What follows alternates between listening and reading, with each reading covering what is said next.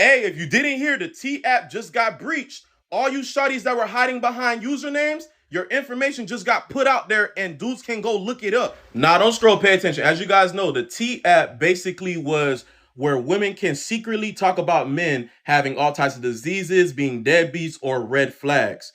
Well, all that info just got leaked because the owner of the app did not take the time to protect y'all selfies that y'all was taking to get into the app or your IP addresses, allegedly. So look like a dude that y'all posted, he got y'all usernames, y'all faces, and y'all addresses, posted it on a website where it shows a map of all y'all locations. So if you were commenting or uploading things about dudes on there, yeah, it's not looking too good. The regular dudes are gonna file for defamation, but the crazy men that y'all posted on there, now knowing y'all low and who was talking about them, please, I'm begging you, please find protection, protect yourself. You know, maybe delete your account. Well, it's kind of too late to delete your account. I ain't gonna lie, the owner of the app about to get a fat lawsuit, bro. I'm praying for all the innocent people who information was leaked. You know, I learned about this last night after I went out when I was scrolling through my phone, and I have some late night thoughts on the topic. Well, T-App done had a data breach, huh? Not only, not only do they know who you are, they know where you live now. So y'all was on this app talking all this shit about these men. Ironically, this was supposed to be a safe female dating app. But this guy who owns the app, or the CEO, they didn't take the necessary precautions. So one of these guys who y'all was on this app talking shit about was like, I got something for you hoes. He doxed all y'all. Like when I say he doxed all y'all, so not only can the regular guys who y'all lied on now sue you because they know who you are, the crazy ones can find out where you stay. And they're gonna come see you. It's supposed to be a safe app. Damn. You know what's really funny is that the T app quickly rose to be the #1 dating app because it's so popular to hate men. Y'all found an app where you could anonymously just shit on men. Because what is the goal of single women? To keep women single. Y'all love the idea of some just woman society where nobody gets no dick, nobody has any real protection. You know what I'm saying? Nobody has a man. That's what y'all want. Even women who be in happy relationships, as soon as they get into an argument with that man, y'all be like, leave him. On my mama. So you mean to tell me y'all had an app that y'all could anonymously just trash men, and on the back end you discouraging women from dating just men in general because you're like, man, I had no idea how terrible these men are. Low key, before this shit happened, all it did was expose that y'all be dating the same men. But we know this. We know this, man. NBA YoungBoy is expecting his 13th child, 13th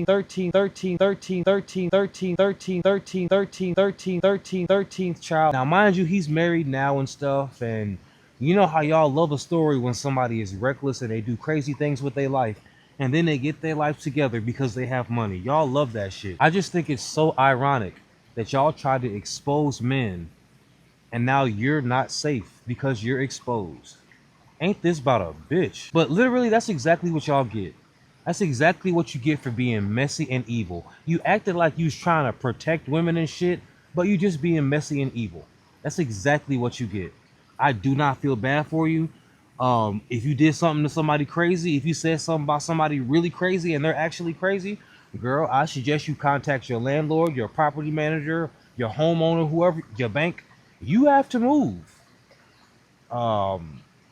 Because and I'm just listening to y'all because y'all are the ones who talk about how unsafe men are. You should move because you're unsafe now. Speaking of trying to expose men, this dusty ass broad caught herself trying to expose LeBron James. It is a true story. Like, LeBron James waited at an airport for like 3 hours. I never showed up. I know most girls would have hopped on that flight. and they would have been sweating it. And I was like, yeah, no, bro. I found out you're married. I didn't even know. I don't watch sports, first of all. Anyone who knows me knows that I don't watch sports. So I didn't even really know who he was. Yeah. I remember I had the sneakers one time. So I was like, oh, you're that guy. Cool. Cool. And then I was like, he's married. I was like, oh, no, this is going to ruin my image. And I was like working with John Mayer at the time doing music. So I have my own stuff going on. It is a true story. Like,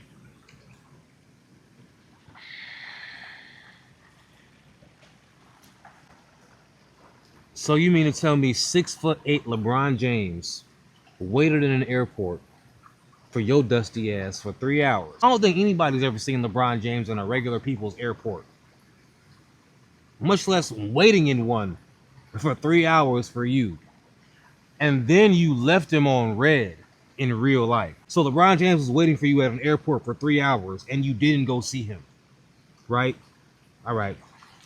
And then to reinforce the cap, you didn't really know who LeBron James was. Like, you kind of knew about him a little bit. You liked his shoes. That's why I know you cap, girl, because, like, let's be real. LeBron is way more famous and his shoes are good. This bro gonna say, I didn't really know who he was. I liked his shoes. Like, my that's que tipo de puta. I swear, man. And then you got this goofy ass podcast nigga who just sit here like, yeah. Like, bro, why don't you men ever call cap on these women in real life? My nigga, you just as guilty as this lying ass woman. You didn't say nothing. There was no type of nothing. Nothing. No pushback. It reminds me of a certain bitch made ass podcaster who hosted a certain somebody's sister and let her lie to the American people by saying that she lost her kid to the state because her brother made calls, and the calls alone were enough of a reason to get the kid taken away. And then we ain't even talk about the other lie. Are you kidding me, bitch? Like, nobody calls cap on women ever. A bitch be kind of cute and you just like, yeah, whatever you say. That's why these women don't respect y'all with your soft ass. So this lying heifer sitting here trying to say that LeBron was cheating on Savannah with her. But that speaks to a bit of a bigger problem here. You know, lots of times these broads be so proud to be somebody's side bitch, especially if it's for a night. And y'all say you're not proud, but if you weren't proud, you wouldn't tell the story. This Lakers player cheated on his girlfriend. So this happened back in January. I just got out of a breakup a few months prior, and I saw that there was a basketball game happening in Dallas. It was a Mavericks-Lakers game. So I Googled the Lakers roster, and I went ahead and followed this one dude that stuck out to me and that was super cute. At the time, he didn't have any pictures of him and his girl on his page, so I assumed that he was single. Why did this man follow me back right away? And he messaged me like, hey, are you living in Dallas or are you from there? Like, what's up? Where you stay? I was like, yeah, I live in Dallas. He was like, bet. He was like, I'm hopping on the plane right now. We're on the way to Dallas, but we play tomorrow night. But I gotta see you tonight. I'm like, okay, bet. He also said that he was gonna throw me some tickets to go to the game. I told him I'd probably just go alone, so he just sent me one. Later that night comes, he ordered me a black truck, and I went to the hotel that the Lakers were staying at. I was so scared to pull up to the hotel because one thing about players, if they're staying in a hotel while on an away game, there's gonna be security downstairs. Like, not everybody can just walk in the hotel. Why did I go in the hotel and I had to tell the lady his name, what room number he was in? I had to give her my ID, I had to give her my full name, I had to sign. Like, I was like, oh my goodness, like, this is a big footprint. I didn't think anything of it though. I just thought it was normal, like, you know, regulations. This was my first time meeting him, so whenever I got upstairs, I was super nervous, but everything was pretty cool. You know, at first, we were listening to music, we were talking, getting to know each other. You know, he was opening up, telling me stuff about his family. I know he was just making small talk. Also, I forgot to say, but he asked me if I wanted to spend the night with him. And I was just out of a breakup, so I was like, hell yeah. I think I was literally texting my ex on the way there, talking about I'm going out to the Lakers game tomorrow. He was over here like, who is? I'm like, oh, friend, whole time it's the player. Anyways, we're not gonna talk about that. After small talk, he changed the music, and I was like, okay, like, I gotta bust it open now. Sorry, TMI. He was super sweet, super respectful, but one thing I'll say was I really couldn't take it, literally and physically. I'm not the type of girl just to be doing anything with anybody, you feel me? Last time I did something was something with my ex, so it really wasn't that enjoyable.